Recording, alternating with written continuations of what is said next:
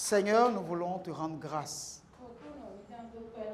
et te dire merci pour cette rencontre de ce soir. Nous voulons te remettre toutes choses. Notre âme, notre esprit et notre corps. Que notre être tout entier puisse servir à la louange de ta gloire. Permets que la rencontre de ce soir soit une rencontre de donner et de recevoir. Bénis ton peuple d'une manière spéciale. Glorifie ton nom dans nos vies. Au nom de Jésus, nous avons prié. Nous pouvons nous asseoir. Alléluia. Gloire à Dieu. Je bénis le Seigneur pour cette rencontre de ce soir.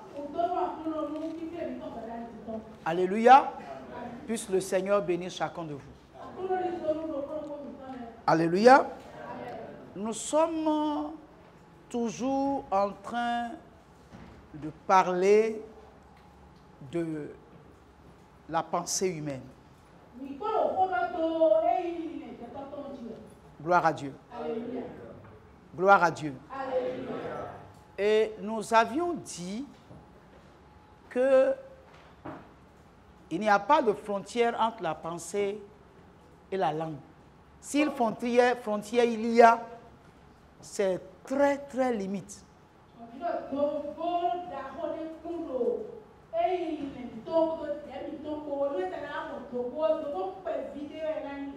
Gloire à Dieu. Alléluia. Alléluia. Amen. Et nous avions dit que la parole que nous annonçons n'est que nos pensées exprimées.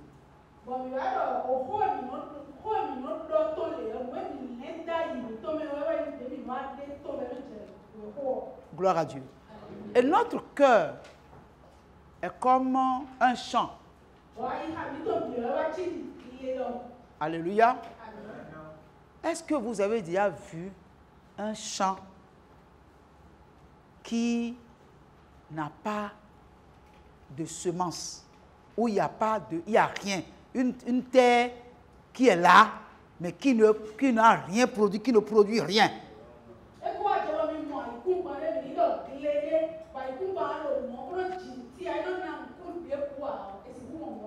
Vous avez déjà trouvé ça une fois? Gloire à Dieu. Alléluia. Gloire à Dieu. Alléluia. Même nos cours, s'il n'y a pas de balai de temps en temps, arrivé à un moment donné, vous allez commencer par voir qu'il y a des herbes qui poussent.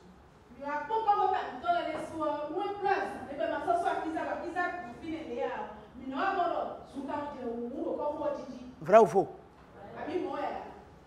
Alors, et si le cœur est une terre,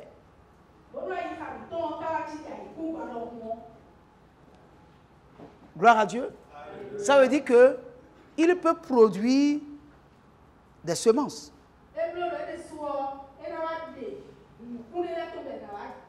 Comme la terre, même si on n'ensemence pas, pousse des herbes, nos cœurs aussi peuvent pousser de mauvaises plantes.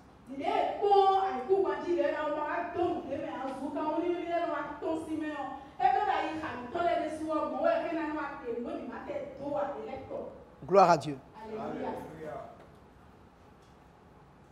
Alors, pour que la terre ne produise pas des herbes et que nous voulons que la terre nous soit profitable, que devons-nous faire?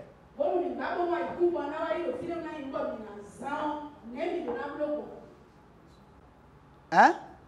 Vous me regardez? Hein? Il faut l'entretenir. Bon, est-ce que ça c'est à quoi d'entretenir terre si vous ne pouvez rien retirer de la terre?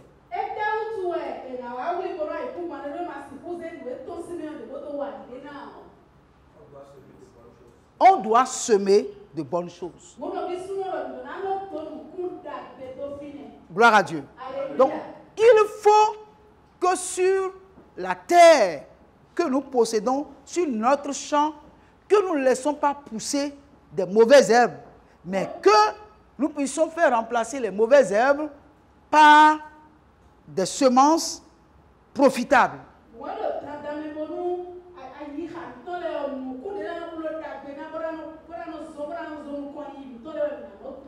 Mais est-ce que c'est parce qu'on a semé de bonnes semences que les mauvaises herbes ne vont pas pousser?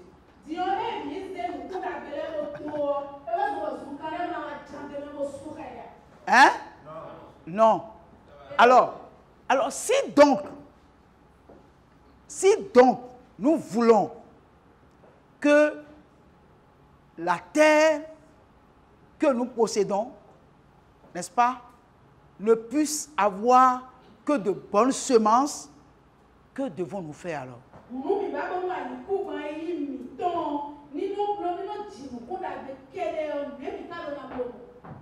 Ok. Maintenant, si nous semons de bonnes semences et nous savons que les mauvaises herbes peuvent pousser, que devons-nous faire?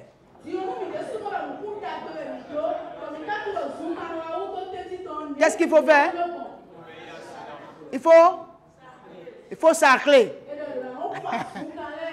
Et donc, c'est là le sarclage demande l'entretien. Bon, maintenant, donc, notre cœur est comme une terre. Gloire à Dieu. Parce que Jésus même a fait une parabole par rapport à ça, en parlant de la bonne terre, Et il nous a démontré que la bonne terre ou la terre, c'est le cœur de l'homme.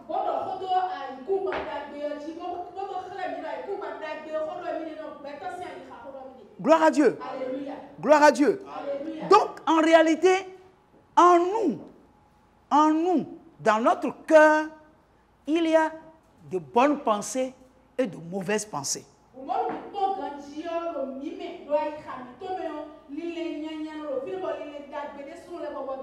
Gloire à Dieu. Alléluia. Je dirais des pensées constructives et des pensées destructives. Il n'y a pas d'homme sur terre qui n'a pas ces deux choses-là, ces deux pensées-là. Les mauvaises pensées sont les mauvaises herbes.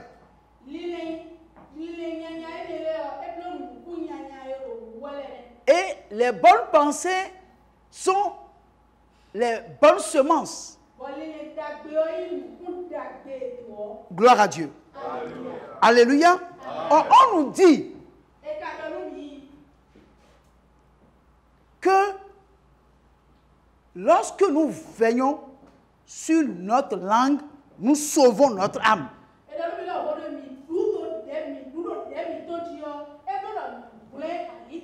Ça veut dire qu'il y a une relation entre nos pensées et notre langue. Gloire à Dieu. Alléluia. Vous me suivez bien? Et c'est pour ça que la Bible dit que la vie et la mort sont au pouvoir de la langue. Parce que tout ce que nous disons ne sont que le produit de ce que nous pensons. Gloire à Dieu. Et lorsque nous disons les mauvaises pensées qui sont en nous, elles produisent des choses destructives sur nous. Tandis que lorsque nous parlons et nous exprimons les pensées constructives qui sont aussi en nous, nous voyons les choses positives se concrétiser dans nos vies. Gloire à Dieu. Alléluia. Alors, qu'est-ce qu'il faut faire? Les choses mauvaises, les mauvaises herbes, n'est-ce pas, ne puissent pas empêcher les bonnes semences de pousser.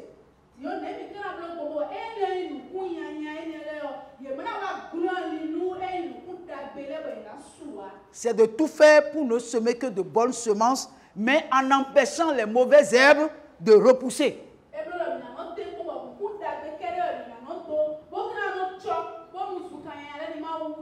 Ce qui veut dire que c'est un travail permanent.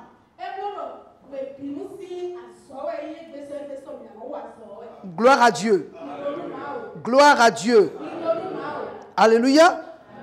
Alors, je voudrais que nous puissions comprendre que c'est nous qui permettons aux bonnes semences et aux mauvaises semences de demeurer en nous. C'est nous qui permettons.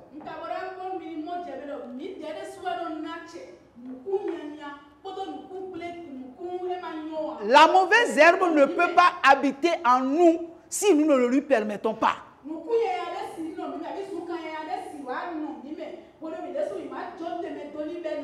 La bonne semence ne peut demeurer en nous si nous ne le lui permettons pas. Donc notre cœur est comme un jardin fertile. Gloire à Dieu. Et maintenant, il revient à nous de l'entretenir. Pourquoi? Lorsque vous faites un jardin ou que vous mettez des fleurs, gloire à Dieu, les mauvaises herbes, ils poussent. Et si nous voulons vraiment un beau jardin, le travail qui revient à faire, c'est que chaque jour, nous devons enlever les mauvaises herbes. Les mauvaises herbes.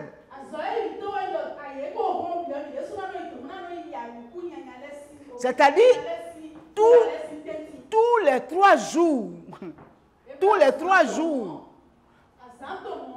vous devez aller regarder dedans pour voir si dans les fleurs, il n'y a pas des fleurs que vous n'avez pas plantées et les enlever. C'est en cela que votre jardin sera un beau jardin.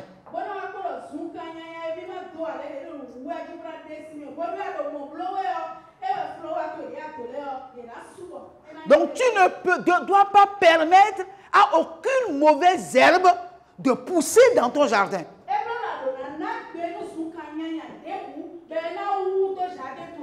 Gloire à Dieu. C'est en cela qu'en tant que chrétien, tu peux gagner sur la bataille. Pourquoi? Parce qu'en réalité, un homme n'est rien d'autre que ce que sa pensée est.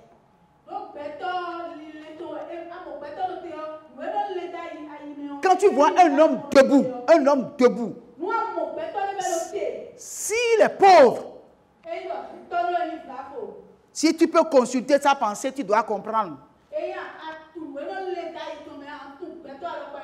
S'il est toujours malade, il faut aller chercher, c'est dans sa pensée. Si c'est un homme, quand il entreprend, il réussit, il faut aller voir, c'est dans sa pensée.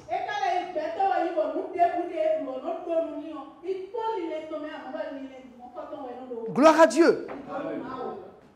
Et c'est pour ça que j'ai cité un verset la dernière fois, et je recite le même verset, pardon, dans Proverbe 20, verset 5.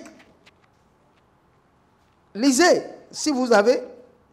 Il y a plusieurs versions. Dans certaines versions, on parle de conseil. Dans d'autres versions, on parle de projet. Dans d'autres versions, on parle de dessein. Gloire à Dieu. Le dessein dans le cœur de l'homme, n'est-ce pas, est comme des eaux profondes.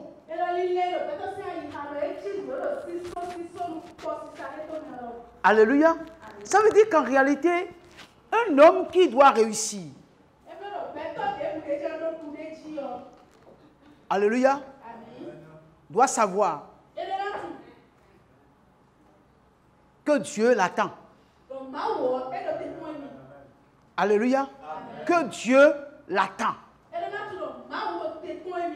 Gloire à Dieu. Ça veut dire que en toi, tout ce qui est destiné pour que tu sois un homme épanoui, un homme heureux, un homme qui réussit sont en toi.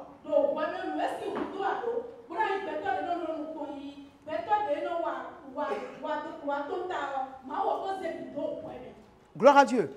Parce que lorsqu'on parle même de pensée, je ne vais pas aller jusque-là, parce que lorsqu'on parle de pensée, dans le domaine de la pensée, on parlera aussi de la réflexion. On parlera aussi du désir.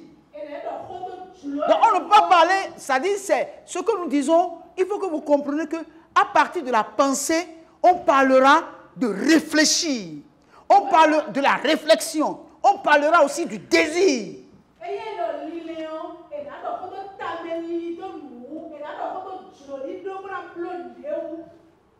Gloire à Dieu. Alléluia. Alors, bien-aimés, nous sommes des gens que Dieu a sauvés.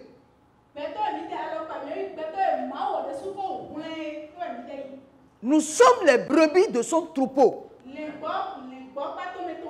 Et il est venu dire, je suis venu pour que mes brebis aient la vie et qu'ils soient dans l'abondance. Donc en réalité, la vie, nous l'avons. Parce que nous avons accepté Jésus. Et nous avons été sauvés. Mais l'abondance,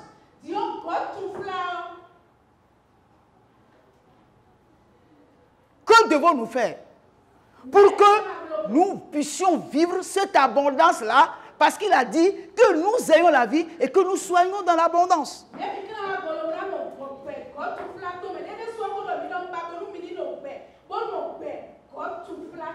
Gloire à Dieu. Je dirais que, il ne faut pas que j'aille là-bas, sinon, et ce soir, je vais aller chercher, je dois aller à l'aéroport. Donc, je ne vais pas rentrer dans un débat, à un endroit où je ne pourrais pas m'en sortir. Gloire à Dieu.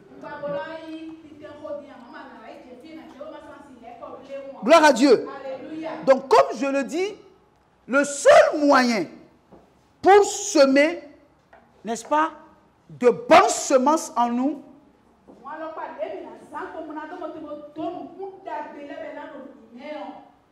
c'est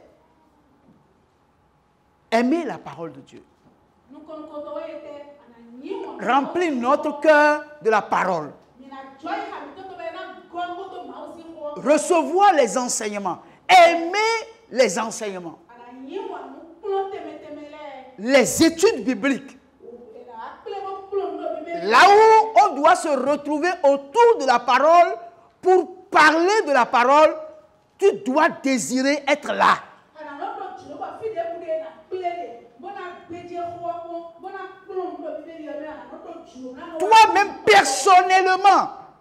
Toi-même personnellement, tu dois avoir en toi le désir d'être auprès de la parole.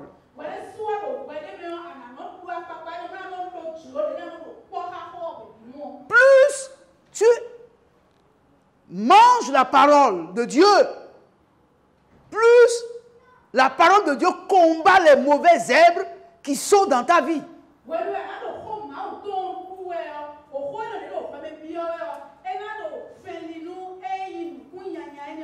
Et lorsque tu comprends que Jésus a dit que ce n'est pas ce qui entre dans la bouche qui souille, mais que c'est ce qui sort de l'homme qui souille l'homme, tu dois savoir que toi qui comprends que ton cœur, n'est-ce pas, est la terre sur laquelle la bonne semence doit pousser, tu dois veiller à ce que rien de tout ce qui sort de ta bouche ne tue quelqu'un ou ne te tue.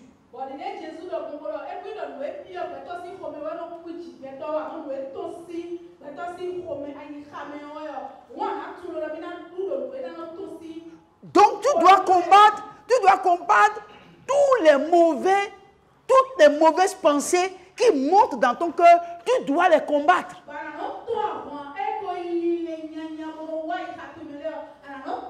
Et résister à ce que ces mauvaises herbes qui sont en toi ne collaborent pas avec ta bouche pour pouvoir avoir accès au dehors. Parce que ce n'est pas ce qui entre dans la bouche qui souille l'homme, mais c'est ce qui sort de l'homme qui le souille.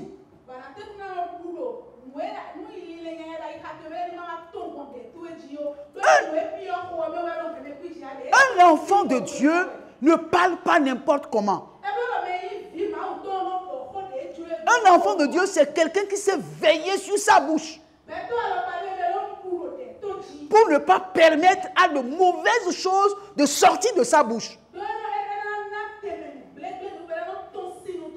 Parce qu'il y a des choses que nous disons qui nous souillent, mais qui souillent aussi les autres. Jésus a dit, un bon homme tire de bonnes choses de son bon trésor, qui est quoi? Qui est son cœur. Gloire à Dieu. Donc là, la Bible dit, garde ton cœur plus que tout, car c'est de là que vienne la source de la vie.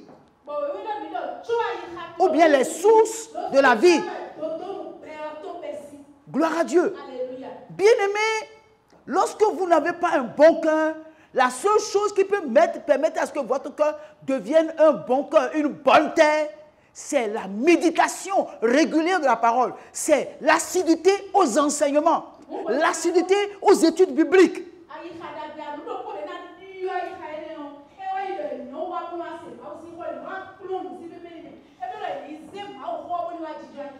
Jésus a dit dans Jean 15, verset 7, que nous lisons. Si vous demeurez en moi et que mes paroles demeurent en vous, demandez ce que vous voudrez et cela vous sera accordé. Amen. Bon, maintenant ça, est-ce que c'est moi qui l'ai inventé? Qui a dit ça? Si vous demeurez en moi et que mes paroles demeurent en vous, dites le reste. Dites le reste. Et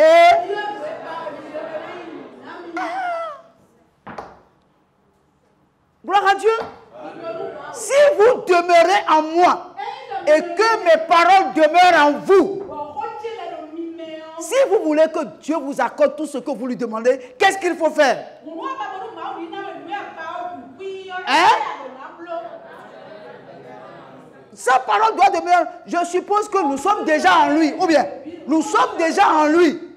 Mais qu'est-ce qu'il fait? Qu'est-ce qui fait que tout ce que nous demandons, il ne nous accorde pas?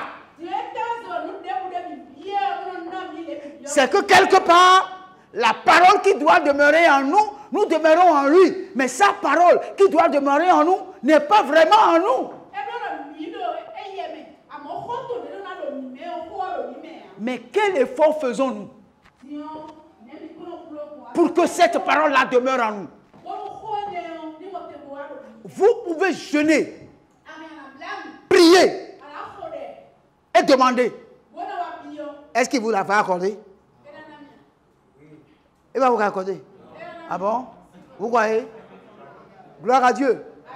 Le jeûne ne force pas la main à Dieu. Les gens pensent que quand ils jeûnent là, ils forcent la main à Dieu. S'il ne veut pas faire quelque chose, il nous voit dans le jeûne là. Là, il se décide, oh, si je ne le fais pas, l'enfant là va mourir. Donc, non. Donc, beaucoup de chrétiens croient que c'est avec le jeûne, on force la main à Dieu pour prendre ce qu'on veut. Non, frère.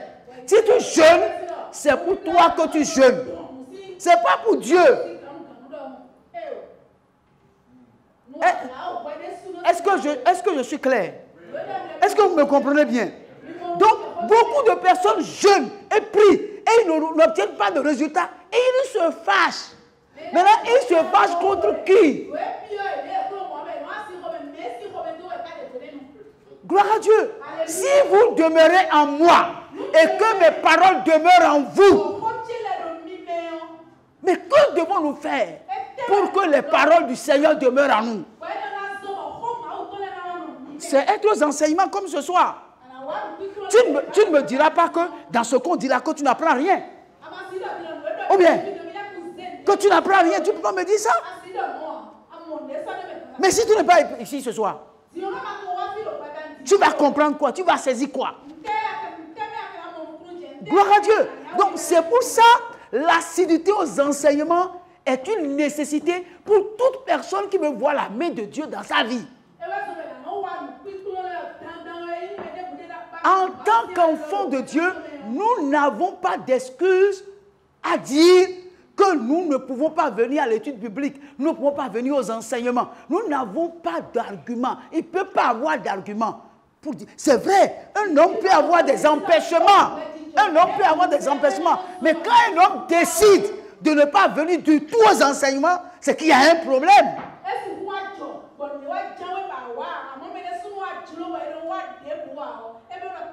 Il y a un problème. Et puis après on dit non, moi je n'ai jamais de témoignage. Dieu ne fait jamais rien dans ma vie. Comment Dieu va faire quelque chose de ta vie quand lui-même il dit, si mes paroles demeurent en vous, demandez. Et sa parole n'est pas en toi. Tu es chrétien seulement de nom. Tu es chrétien parce que tu viens à l'église. Tu es chrétien parce que tu es dans une église évangélique. Tu es chrétien parce que tu es dans une église où les gens prient beaucoup et les gens jeûnent beaucoup. C'est ça, être chrétien. Non. Non, c'est pas ça. Gloire à Dieu. Alors, bien-aimé, écoutez. Si vous voulez comprendre ce que je dis, lisez entièrement le livre de Psaume 119. Et vous allez voir combien Dieu tient à sa parole. Psaume 119, lisez ça chez vous à la maison. Gloire à Dieu. Dans Psaume 19, on va lire 119. Lisons simplement les quelques versets, quelques premiers versets. Les quelques premiers versets. Qui marche selon la loi de l'Éternel. Comment tu peux marcher selon la loi de l'Éternel si tu ne le connais pas? Hein? Gloire à Dieu. Tu ne connais pas marcher selon ces lois.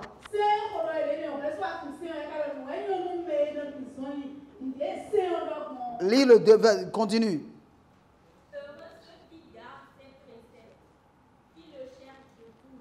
Qui le cherche? Il cherche quoi de tout leur cœur? Les préceptes. Il cherche ceux qui cherchent de tout leur cœur les préceptes de l'Éternel. Leur cœur est comment? Heureux. Heureux. Heureux. Mais nous voulons être heureux. Mais nous ne voulons pas nous approcher de sa parole. C'est pas possible, bien aimé. C'est comme si des fois, vous pensez que les pasteurs sont des magiciens.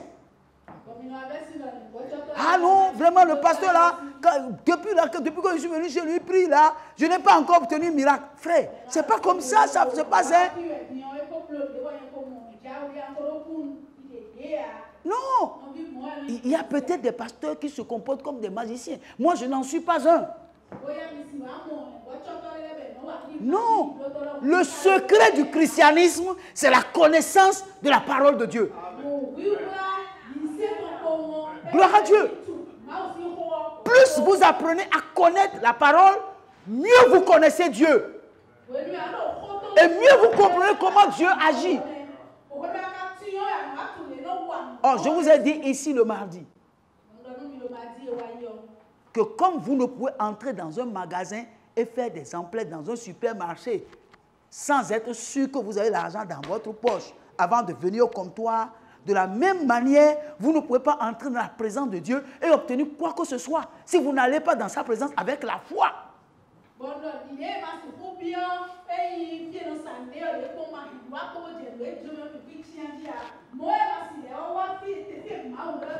Quand tu vas dans un supermarché et tu vois un monsieur qui pousse sa charrette et puis il arrive ici, il fait comme ça. Gloire à Dieu. On ne lui refuse pas de faire ça. On ne lui refuse pas de faire des choix. Mais à la sortie, il y a les caissiers qui sont là. Donc quand il ramasse là, on ne lui dit rien. lorsqu'il arrive au comptoir, il s'arrête là. Et quand il met, on fait des calculs. Des fois, vous prenez plus d'articles que votre argent que vous avez. Ça se passe, non? Et quand ça se passe, qu'est-ce qui se passe? Ce que tu ne peux pas payer, on envoie ça là-bas. Et ce que tu as payé, tu sors avec. Ou bien, vous êtes d'accord avec moi? Même des fois, quand vous priez Dieu pour certaines choses, il y a certaines choses qui vous accordent, il y a certaines choses qui n'accordent pas parce que votre foi n'a pas encore atteint le niveau où il va vous accorder ça. Donc, on renvoie ce que tu as amené devant lui au comptoir. Dans les rayons. En attendant que tu ne reviennes avec l'argent qui correspond pour acheter.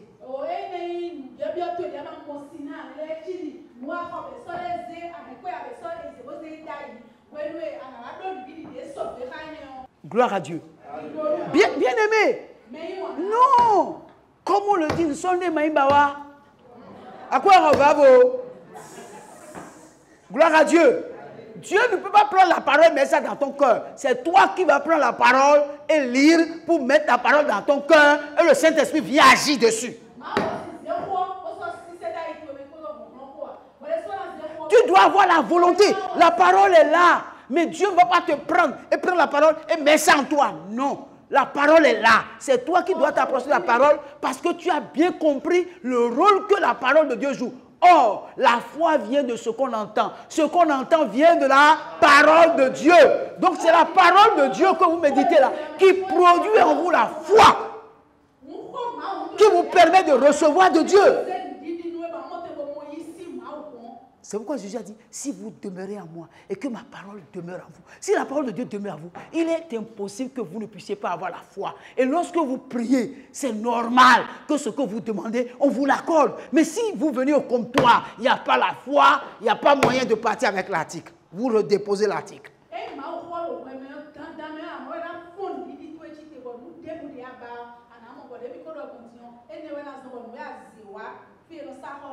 Ça c'est une partie de la pensée. Mais il y a une autre partie. C'est qu'il faut réfléchir. Et les chrétiens, souvent les chrétiens ne réfléchissent pas. Réfléchir, c'est entrer dans les eaux profondes qu'on a dit et de voir dans toutes les pensées qu'il y a là. Quelle est la sorte de pensée qui va te permettre d'aller au sommet?